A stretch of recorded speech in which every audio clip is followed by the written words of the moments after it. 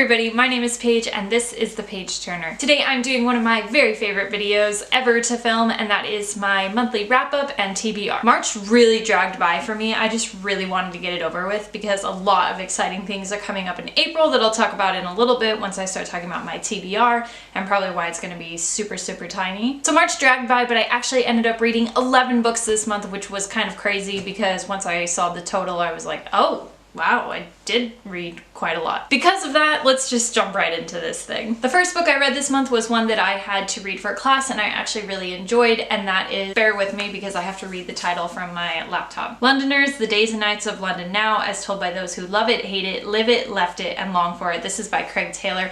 I really loved this book. This is like one of my favorites that we had to read for this class, and it was just phenomenal. It was really funny. I really enjoyed reading about different people's perspectives on London and if they, you know, loved it or didn't. And I don't know, I just really enjoyed it and I really liked it. The next book I read was one that I had been talking about last month that I was going to be reading for my dissertation project, and that's From Hell by Alan Moore. If you remember from my last video, you know that I actually wasn't really a fan of this book when I was just starting it. And honestly, I wasn't as I kept going on. It was so weird. Like, I mean, Alan Moore is weird, and you know, if you've read Watchmen and V for Vendetta, like, those are weird, but this was like a whole different kind of weird, and I just really didn't like it. The next book I read was a short story. This is Crossing the Line by Katie Mcgarry. This is supposed to be set after Pushing the Limits, which I haven't read yet, but is on my bookshelf back home. I typically really like short stories just because I like being able to fly through them, but I only gave this one 2 out of 5 stars because I thought it was just kind of dumb. Like, I don't know, I just didn't really like it. March was also the month where I was most on my historical fiction and just historical reading kick. I am obsessed currently. So the first one that I read was Elizabeth, The Forgotten Years. This is by John Guy. I actually really enjoyed this in the very beginning, but towards the end it was kind of like, I don't know, like I'd woken up or something and I realized how he was writing and I didn't really enjoy it as much anymore. I just felt like constantly things were out of order, and that made it kind of confusing to follow along where everything was happening and what time period, because I don't know a lot about Elizabeth I, so I was just sort of confused. This wasn't like the best novel to read if you've never read anything about her. And also I felt like he was talking a lot more about the men in her life rather than her herself, so I didn't really appreciate that either. The next book I read was Fatal Throne, The Wives of Henry VIII Tell All. I really loved this. This is by a variety of authors. Each one took on a different wife and wrote from her perspective, and I don't know, I really liked it. I feel like a lot of the times Henry VIII is like really overdone in the whole thing with his wives and everything, but I really enjoyed particularly Catherine of Aragon's story, which was Henry VIII's first wife, and that actually motivated me to go get more books about her from the library, and I just really want to start reading more about her because she sounds like a badass woman. Yeah. This next book that I read was one that I got on Kindle for like super cheap, either that or it was free. I think it was either free or 99 cents. I'm pretty sure it was free. That's A Royal Engagement, and this is by Emma Leah? I don't know. Honestly, I thought it was pretty okay considering that a lot of the Kindle books that I read sometimes are just sort of meh. But I actually sort of enjoyed it. It was pretty cliche at times, and other times it was like, okay, this would never happen in a million years. But I sort of like that in my like contemporary romance royalty stories. Like, I don't know, it's, you know, it's like living out every fantasy I've had about becoming a princess, you know. So I gave this one 3 out of 5 stars because I did enjoy it. I like the romance. It also is like a huge series. I think there's like 5 or 6 books, but I don't think I'm going to continue it. It was just fun to read as a one-off sort of thing. Then the next book that I read and flew through was Reflection, A Twisted Tale. This is by Elizabeth Lim, and if you remember, I read an Elizabeth Lim novel last month, which was Spin the Dawn, and I think is coming out maybe in May. I'm not sure, don't quote me on that. But I really like this. I really like the Mulan movie and story and all of that anyway, so I really enjoyed this one, and I flew through it super quickly, much more quickly than I thought I would, because it was just kind of fun and I think a little bit actually below my age range, but I don't know, I just really liked it. The next book I read was Mary the First, and this is by John Edwards. Another book that I felt like they talked about men more than her, and I don't think this was, I mean, obviously this is one of the Penguin Monarch editions that are like super short, and they're supposed to be super short, but I just feel like they didn't talk about her enough, and especially when she was queen. Like, they talked a lot about her father, her husband, and it was like, okay, what about her though? So I'm really skeptical of men writing about female monarchs now because there seems to be a trend where they don't talk about them the way that they should. The next book I read was actually an audiobook that I listened to, and that's Lady Elizabeth by Alison Weger. I actually, again, really enjoyed this book. This is a historical fiction book that kind of follows Elizabeth through her childhood and into young adulthood. There were certain points where I was like, oh my god, did that really happen?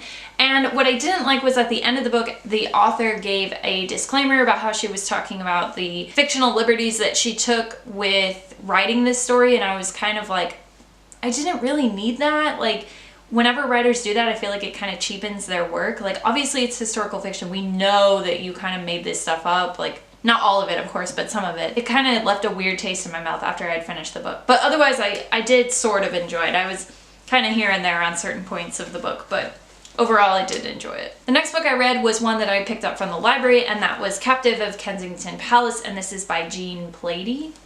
I think that's how you say it. This is a book that follows the childhood of Queen Victoria when she is living at Kensington Palace with her mom, and she just feels totally suffocated. So this is before she becomes queen. This is from like age 6 to 18, I think. I don't really know how I feel about this book. I thought it was interesting just because I really like reading about Queen Victoria, but I thought the writing style was just kind of like, there were so many different viewpoints it was constantly switching between, which is fine, especially for a historical fiction book because there was a lot going on and a lot of different perspectives to see things through, but I just didn't feel like any one had any particularly strong voice.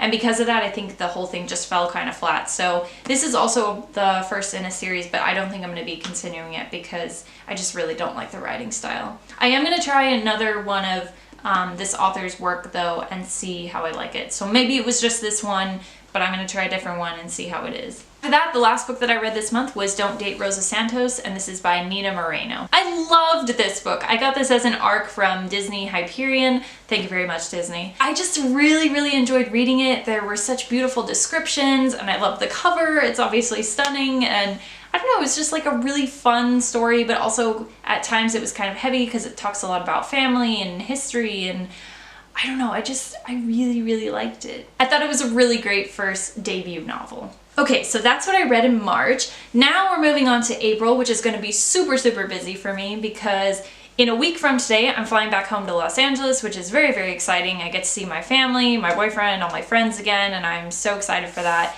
Actually, the day after I fly in is the LA Times Festival of Books, so if you're going to that, I will be there on Saturday, probably not on Sunday because I'm going to be super jet lagged, and I don't think there's really many authors on Sunday that I want to go see. My sister and I are going, and I'm very excited about it because I absolutely love the LA Times Festival of Books, so if you're going to be there, let me know. I will be there. Because I'm going to be home for 2 weeks in April, I'm also going to Las Vegas with my boyfriend for 4 days, so we're just gonna go chill out in the desert and relax and get away from this doom and gloom of England. Once we come back from Las Vegas, I'm going to start working on my PhD applications, which I know is very exciting and new, but also very scary, and I need to get it done so that I can be considered for funding in the fall.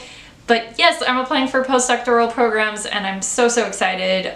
And there will probably be more updates about this to come because right now it's all just very new, and I just need to get my application done. So because of all this exciting stuff going on, I'm probably not going to read that much in April, but there are a couple books that I really want to get to. I'm currently reading There's Something About Sweetie, which is by Sonia Menon. This is the third book that I've read by Sonia Menon. I really enjoyed When Dimple Met Rishi and From Twinkle with Love, which I read last year at the very end of the year. So I'm really loving There's Something About Sweetie. I'm almost done with it. I think I only have like 20% left in it, but yes, I'm really liking it, and I can't wait for everyone else to start reading this. I also really need to get to Descendant of the Crane. This is by Joan He. I've had this one on my Kindle for a while because I got approved for an ARC of it, but I just really need to start reading it. I'll probably start it on the plane, honestly, next week, but yeah, we'll see. I'd also really like to get to The Captive Queen of Scots. Again, this is by Jean Plady. Where's the author name? There it is. I'm gonna try this out and see how it is. It's much longer than The Captive of Kensington Palace, but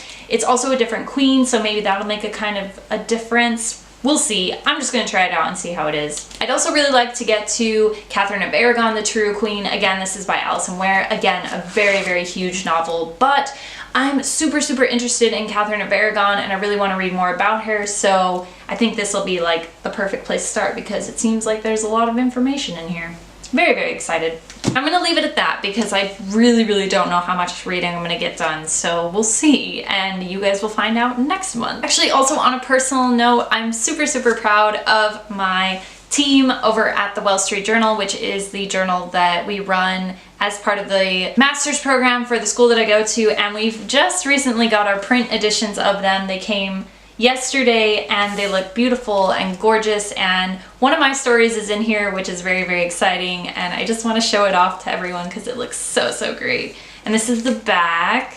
I took this picture and I took this one on the front too, and a lot of the pictures in here are mine, but yeah, I'm so excited.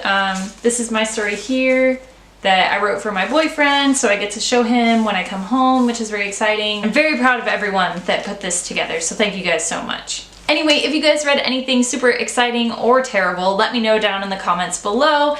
Otherwise, I will see you guys in the next video. Bye-bye! Bye, but I'm not gonna say that. I don't know why I can't talk today. It's bye. I'm trying to read it in my camera lens and I can't. John Edwards, okay. Also, again, many thanks to Michael for giving this to me for Valentine's Day. Yeah. And then the next book I got, or no, ugh. I thought it was a great first debut novel. Not the novel. Ugh. This is the I also would really like to get to The Captive of Queen. No. I'd also really like to get to The Queen. Ugh.